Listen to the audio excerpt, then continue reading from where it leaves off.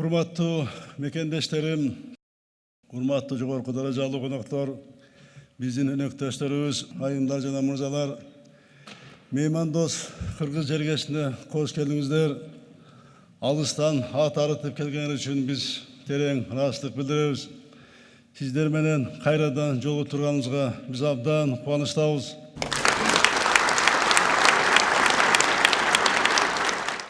Сиздердин Кыргызстанга карата болгон достук мамилеңерге, биз менен тыгыз кызматташтыкка даяр экениңерге биз терең ыраазыбыз. Рахмат айтабыз силерге. Кош келиңиздер. Эгемендүүлүктү алган жылдардан бери өнөктөштөрүбүздүн жардамы менен ири долбоорлор ишке ашырылды. Азия өнөктөрүү банкынын каржылык колдоосу менен ири инфраструктуралык долбоорлорду колдонууга бердик. Дүйнөлүк банк менен тыгыз кызматташуунун негизинде энергетика, жолду куруу, инфраструктуранын өнүктүрүү долбоорлору ишке киргизилди. Эл аралык валюта фонду жана Евразиялык өнүктүрүү банкы финансылык туруктуулукту камсыздоо маселелери боюнча арбын көмөк көрсөттү. Бириккен Улуттар уюмунун агенттери өлкөнү туруктуу өнүктүрүүдө баа жеткис салымын кошту. Учурда билим берүү, саламаттык сактоо, социалдык коргоо жана экология маселелери боюнча региондордо иш алып барышууда. Таза суу жана ирригация долбоорлору боюнча Дүйнөлүк банк, Азия өнүктүрүү банкы, Европа реконструкция жана өнүктүрүү банкы, Ислам өнүктүрүү банкы жана башка донорлук уюмдар аркылуу ишке ашырылууда. Эки тараптуу негизде Россия Федерациясы, Кытай Эл Республикасы, Туркия, Европа мамлекеттери, Япония, Түштүк Корея, АКШ, Швейцария, Сауд Аравиясы, Катар, Кувейт жана башка өлкөлөр менен иш алып баруудабыз. Урматтуу мекендештерим, урматтуу биздин өнөктөштөрүбүз, айымдар жана мырзалар, бүгүн биз Кыргыз Республикасын өнүктүрүүгө багытталган маанилүү маселелерди бирге талкуулоо үчүн чогулдук. Бүгүнкү форумду өткөрүү тууралуу чечимди былтыркы жолугушуубузда кабыл алганбыз. Ошондо донорлордун жардамын координациялоо боюнча диалогду күчөтүүнү жана сиздер менен туруктуу негизде жолугуп турууну чечкенбиз. Бүгүнкү форумда өлкөбүздү өнүктүрүү үчүн жакынкы келечекте кайсы багыттарга артыкчылык берилери тууралуу сүйлөшүүнү чечтик.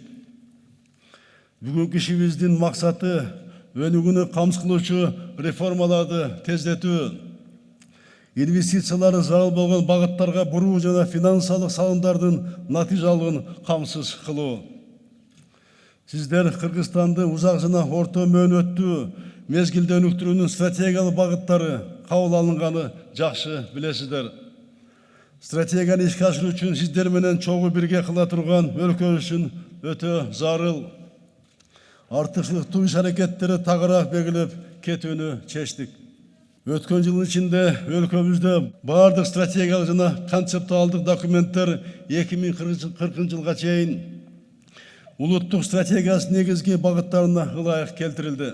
Бийликтин баардык бутактарынын келечекке багытталган программалары улуттук стратегиянын жоболору менен үндөш мүнөзгө ээ болду. Ушул узак мөөнөткө багытталган улуттук стратегияда 2018-2023 жылдардагы өнүгүүнүн артыкчылыктары биринчи этап катары өзүнчө аныкталган. Бүгүн ушул багыттарга өзгөчө көңүл буруп, алар тууралуу кененирээк сөз кылуу зарыл. Анткени ушул мөөнөттү конкреттүү караганда гана каржылоонун масштабын жана анын ички жана тышкы булактарын так аныктоого мүмкүндүк алабыз. 2020 жылга карата кандай иштерди аткарабыз? Биринчиден, региондорду өнүктүрүү, орто мөөнөттүү мезгилде эң башкы максатыбыз бойдон калат.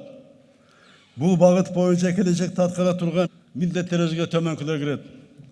Туруктуу жумуш орундарын түзүү үчүн региондук долбоорлорду колдоо максатында финансы институттарынын жана фонддордун иши күчөтүлөт. Бюджеттер аралык мамилени реформалайбыз.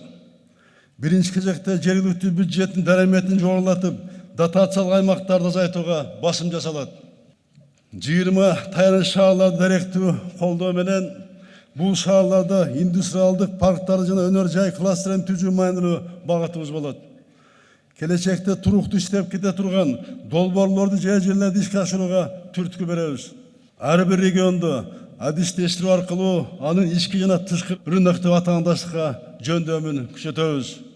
Бирок биз сырттан эле жардам күтпөстөн азыр ичибиздеги болгон мүмкүнчүлүктөрдү, бүт резервтерди толук ушул региондорду өктүргөнгө жумшаганга азыр буруп жатабыз.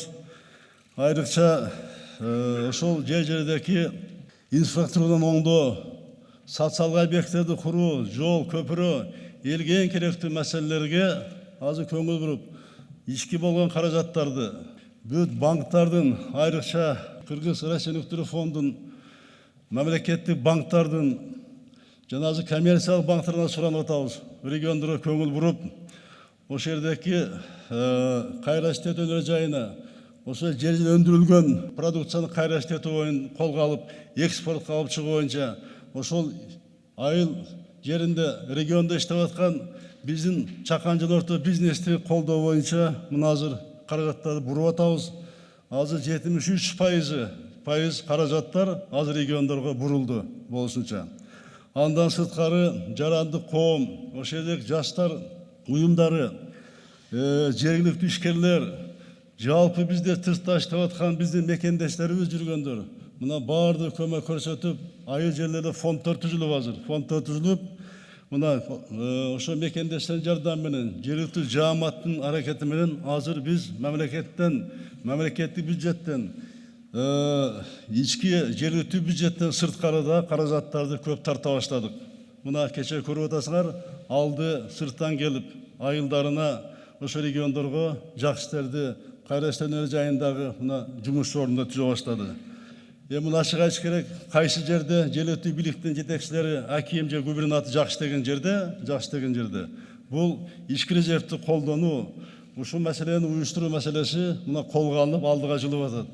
Кайсы жерде жакшы дегендерде, ал жерде маселелер бар. Бунун жыйынтыгын буюрса 19 жылдын жыйынтыгы менен буга дагы баа берилет. Биз мына ички резервти дагы толук менен колдонгонго региондор өктүрдө мына колдонуп жатабыз. Буга абдан чоң көңүлдү мына буруп атабыз. Региондордо жеке сектордун өктүрүүгө өзгөчө көңүл буруп жатабыз. Чакан орто ишкерликти колдойбуз. Ал үчүн кичи жана орто бизнес өнүктүрүү, долбоорлорду даярдоо, фонддорду ишке киргизүү жана кластерлер түзүүнү максат кылуудабыз. Айыл чарба продукциясы кайра иштетүү, тигүү, текстиль өндүрүшү жана туризмди өнүктүрүү боюнча кластердик багыттарга өзгөчө маани беребиз. Экологиялык жактан таза айыл чарба продукциясын өндүрүү, артыкчылыктуу багыт бойдон кала берет. Экспортко багытталган кайра иштетүүчү ишканаларды атайын кредиттик линиялар менен колдойбуз. Текстиль тигүү, өнөр жай парктарын, технополистерди куруу, жаналардын алкагында ири ишканалар түзүү приоритеттүү маселе бойдон калууда. Туризм кластерин өктүрүү максатында быйыл ачык асман саясатын жарыяладык. Туристтик инфраструктураны оңдоо, региондордук аэропортторду оңдоп түзөө иштерин тездетүү керек. Жакынкы жылдары таза суу долбоорун ишке толугу менен ашыруу негизги биздин максатыбыз. 2019 жылдын аягына чейин 101 айылга таза суу жеткирилет. 2024 жылга чейин дагы 5-2 айылга таза суу жеткирүү маселелерин чечүү зарыл. Анын ичинде 207 айылга кары жолоо булактары аныкталган. Кары жолоо булактары аныкталып 345 айыл бар. Аларга таза суу киргизүү үчүн жалпысынан $481 миллион жакын же 34 миллиард сом талап кылынат. Бул каражаттын $450 миллион донорлор тарабынан каржылоо зарыл экени аныкталды. Кыргызстандын дагы бир көйгөйлүү маселе айыл шаарларында саркын суудан тазалоо системасын киргизүү. Бул маселе Ысык көлүбүздүн тегерегинде өтө көйгөйлүү. Учурда 20 шаарда таза жана саркынды суу боюнча иштер башталды. Дагы 11 шаарда бул маселе актуалдуу бойдон калууда. Ирригацияны өнүктүрүү программасы ишке ашыруу абдан маанилүү биз үчүн. 2020 жылга карата кандай иштерди аткарабыз? Биринчиден, региондорду өнүктүрүү. Орто мөөнөттүү мезгилде эң башкы максатыбыз бойдон калат. Бул багыт боюнча келечекте аткара турган милдеттерибизге төмөнкүлөр кирет. Туруктуу жумуш орундарын түзүү үчүн региондук долбоорлорду колдоо максатында финансы институттарынын жана фонддордун иши күчөтүлөт. Бюджеттер аралык мамилени реформалайбыз. Биринчи кезекте жергиликтүү бюджеттин дараметин жогорулатып, дотациялык аймактарды азайтууга басым жасалат. 20 таяныч шаарларды даректүү колдоо менен бул шаарларда индустриалдык парктарды жана өнөр жай кластерин түзүү маанилүү багытыбыз болот. Келечекте туруктуу иштеп кете турган долбоорлорду жерлерде ишке ашырууга түрткү беребиз. Ар бир регионду адистештирүү аркылуу анын ички жана тышкы рыноктук атаандаштыкка жөндөмүн күчөтөбүз. Бирок биз сырттан эле жардам күтпөстөн азыр ичибиздеги болгон мүмкүнчүлүктөрдү, бүт резервтерди толук ушул региондорду өнүктүрүүгө жумшаганга мына буруп жатабыз. Айрыкча ошол жердеги инфраструктурадан оңдоо, социалдык объекттерди куруу, жол, көпүрө, элге эң керектүү маселелерге азыр көңүл буруп, ички болгон каражаттарды бүт банктардын, айрыкча Кыргыз Россия өнүктүрүү фондунун, мамлекеттик банктардын жана азыр коммерциялык банктардан суранып атабыз. Региондорго көңүл буруп, ошол жердеги кайра иштетүү өнөр жайына, ошол жерде өндүрүлгөн продукцияны кайра иштетүү боюнча колго алып, экспортко алып чыгуу боюнча, ошол айыл жеринде региондо иштеп аткан биздин чакан жана орто бизнести колдоо боюнча мына азыр каражаттарды буруп атабыз. Азыр 73% каражаттар азыр региондорго бурулду болушунча.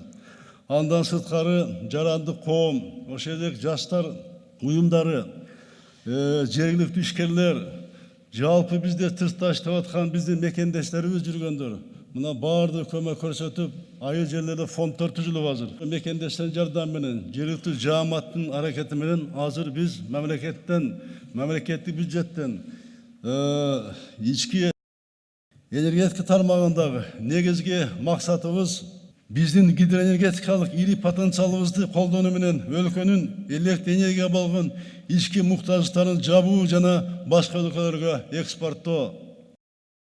Каса-1000 долбоорун натыйжалуу аткаруу өлкөнүн түштүк чыгыш Азиядагы мамлекеттерге болгон экспорт дараметин бир далай жогорулатат.